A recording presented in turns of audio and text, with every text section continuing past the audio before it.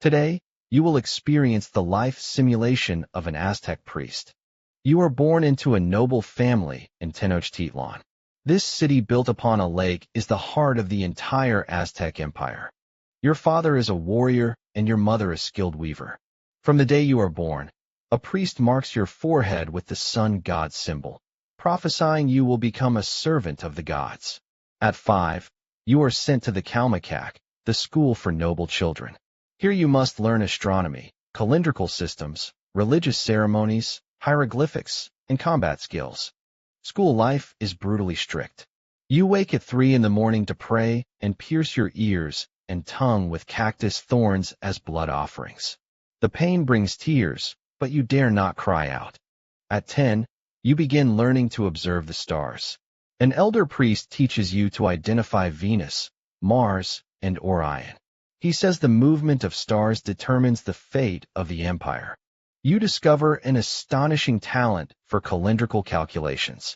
The Aztecs used 2 calendar systems, a 365-day solar calendar and a 260-day sacred calendar. You can instantly compute any day's fortune in your head. At 15, you complete your education and officially become a junior priest. From this day, your hair can never be cut or washed, matted together with blood. This is the mark of a priest. Your first duty is to tend the sacred fire in the temple. This flame must never be extinguished day or night. If it goes out, it means the sun will never rise again. You guard it without sleep. At 18, you participate in human sacrifice for the first time. A war captive is held down on the altar as the high priest opens his chest with an obsidian blade and removes the still-beating heart. Your hands tremble, but you cannot flinch. The priests believe that without human blood to nourish the sun, it will die and the entire world will be destroyed. At 20, you are promoted to astronomer priest. Your job is to record daily celestial changes, predict eclipses, and choose the most auspicious timing for the empire's military campaigns. At 22, you successfully predict a solar eclipse. As the sun is swallowed by shadow, the entire city panics. Only you stand calmly atop the temple, telling the people the sun will return. This prediction makes you famous. Emperor Montezuma personally summons you and bestows upon you a jade pectoral and a jaguar skin robe. At 25, you are appointed high priest. You preside over all major religious ceremonies of the empire, including the new fire ceremony, a grand ritual held once every 52 years. As high priest, you wield immense power. A single word from you can determine the date of war, decide whether someone lives or dies, and even influence the emperor's decisions.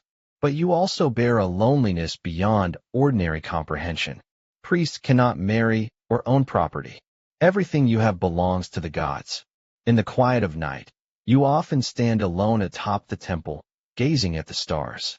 At 35, the nightmare begins. You see ominous signs in the stars. Venus follows an unprecedented trajectory.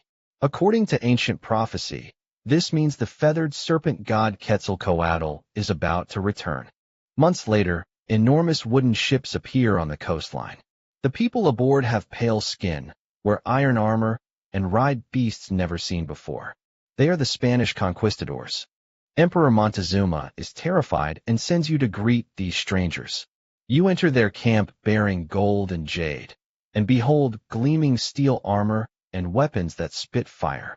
You quickly realize these men are not gods, but greedy invaders.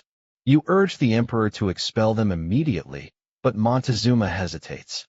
He is too afraid of offending the divine. The Spanish soon reveal their true nature. They imprison the emperor and massacre hundreds of nobles and priests attending a festival celebration. Blood stains the temple steps. You narrowly escape death.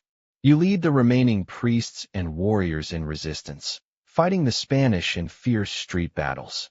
At one point, you drive them out of the city. But the Spanish bring a weapon deadlier than swords, smallpox. This disease, never before seen in the Americas, spreads like wildfire. You watch helplessly as half the city's population falls. At 40, Tenochtitlan falls. The Spanish demolish the temples you maintained with your own hands and build Christian churches upon the ruins. You hide in a cave outside the city, clutching the last codex containing astronomical and calendrical knowledge. You know that once these are destroyed, thousands of years of knowledge will vanish forever. In your lifetime, you rose from a nobleman's son to high priest, from stargazer to fugitive of a fallen empire. You witnessed the peak and destruction of a great civilization. But the ancient knowledge you fought to protect with your last strength could not escape the devouring of time. This was the life of an Aztec priest,